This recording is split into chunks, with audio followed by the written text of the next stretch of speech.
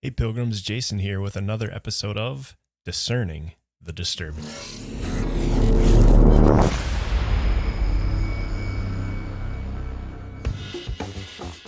So it's been a while since we put out one of these videos, and as I was browsing through Twitter today, I came across this video and I was like, oh yeah, we're going to talk about this one. And if you don't know anything about discerning the disturbing, essentially what we do is take a look at the things that are happening within social media and other places of influence and try and look at those subjects from a Christian worldview. And so in today's video, we're going to do just that. Stand by. This one's pretty interesting.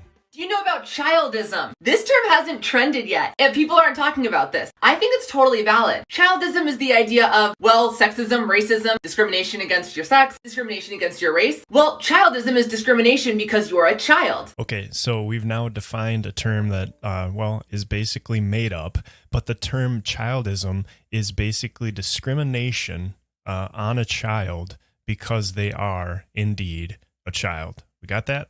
All right, let's go ahead. Like, for example, if a student were to come up to me and say, hey, Desi, I'm non-binary, can you call me they? And I told that student, oh, honey, you're way too young to know your gender identity. This would not only be transphobic, this would also be considered childism. Ooh, we have intersectionality going on here. So if a young person came up to Desi, and I don't know if Desi's a man or a woman or somewhere in between, I guess it doesn't really matter for the intent of this video, but if some child came up to Desi and said, hey, I am a they or a them, and she discriminated against that child, it would not only be transphobic, but it would also be childism because you are discriminating against that child because, in fact, they are a child. They are not an adult, and so it is another form of oppression. Let's find out more. Not only am I not respecting their pronouns, I would also be discriminating against them because of their age. So it's kind of like ageism, but maybe more specific to children. Okay, I'm following. It's illogical, but I'm following. I'm saying they are too young to know what their gender identity is. I don't even want to touch that. Children are not too young to know what their gender identity is. Children are too young to be having all the confusion that we're placing upon them about gender on them. We are manufacturing a problem. We are manufacturing confusion, and what was once simple, you are a boy because you have XY chromosomes, or you're a girl because you don't, is now confusing, and we're introducing confusion where there once was clarity. You could do this in other ways too. If you don't respect children's opinion, which are completely valid, that's a form of childism. So not respecting a child's opinion is a form of childism. Interesting thought, I suppose. And we'll get into some thought experiment with this a little bit later, but I just want to make sure that we're clearly understanding what's being said.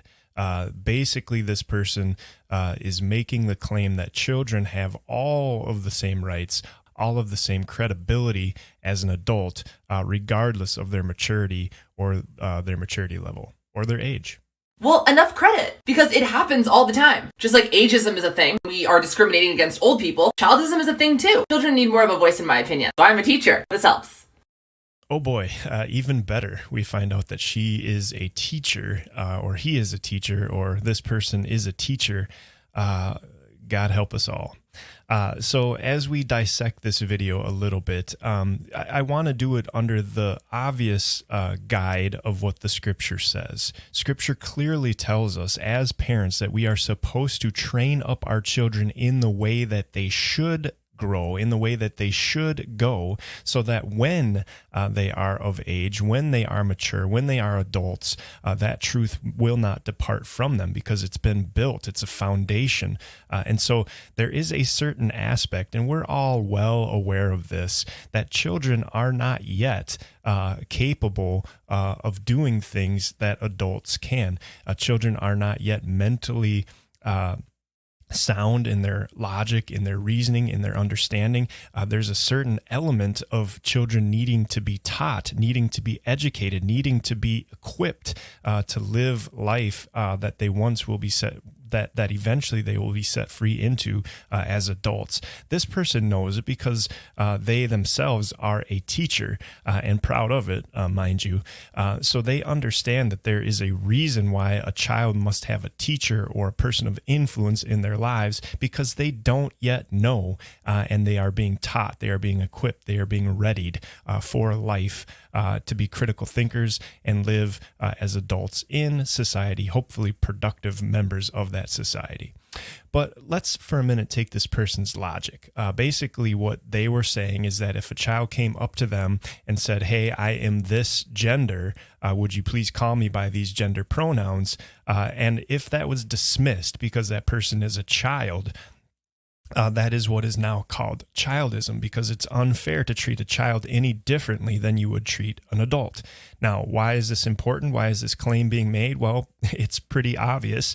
There are states throughout the United States that are currently working to prevent genital mutilation and to prevent, sterilization of children because they're too young to make those decisions. Arguments like this are being made in order to push back against that oppression, right? Because if you tell a child who knows that they're a girl, even though they were born biologically a male, if you tell that child that she or he does not have permission or even the mental wherewithal to make a decision that would alter the rest of their lives, you are the oppressor. You are the one that is preventing them from living into their fullest self, and you're basically guilty of childism.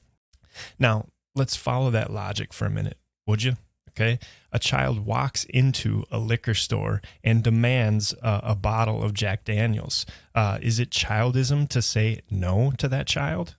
How about if a child walks into the DMV and says, "You know what, I really feel like I want to drive today," and the person says, "Great, are you 16? No, I'm 7. Would it be childism to prevent that child from driving a vehicle? How about this? This is probably more important, especially in the realm of sexuality. What if an adult comes up to a child and says, "I find you attractive," and that child says, "Well, you seem like a pretty nice man," and they engage in a sexual encounter? Is it childism to tell that child that they are not mentally capable of making the decision to have a loving, intimate sexual relationship with an adult? I think we all know the answer to these questions, right? And so really what we can see here is that this is the kind of logic, the kind of reasoning, the kind of nonsense that is being lobbed against those who push back against the very real and very understood reality that kids are not yet at a place where they should be making decisions, the same decisions that we would put into the hands of adults, because adults are old enough, adults are responsible for the decisions that they make, adults are accountable for the choices that they make, and adults have the mental faculties and capabilities to make decisions, even unsound, unreasonable, nonsensical decisions, because they are indeed adults. Children need protection. Children need parents and adults to stand up for them, to be safety for them, to be places of refuge and strength and logic and truth. And that's the battleground right now, truth. And so if you can convince the world that a child doesn't need to understand the truth in order to make a decision that could alter the rest of their lives, whether that be good or bad, you have people that aren't trying to protect children. They're trying to tell you that this is for kids, that they're trying to protect kids, that this is for the safety and security of kids. But in reality, it's for their own agenda. It's for their own objectives. It's for their own worldviews and ideologies. And the children are the victims of these kind of adults that continue to peddle this kind of nonsense. And we need to stand up against it. So pilgrims, I hope this has been helpful. Obviously, this is disturbing stuff. We're just trying to discern it. We're trying to be able to build a worldview that means something so that we can push back against these lies, that we can push back against this nonsense and stop normalizing it as we try to offer a valid, joyful, peaceful, hopeful alternative in the person and the work of Jesus Christ. As we always say on this program, and is very clear by this video, there is a perishing world out there. So do your part to ensure they're hearing the truth. God bless you, pilgrims. Stay pugnacious.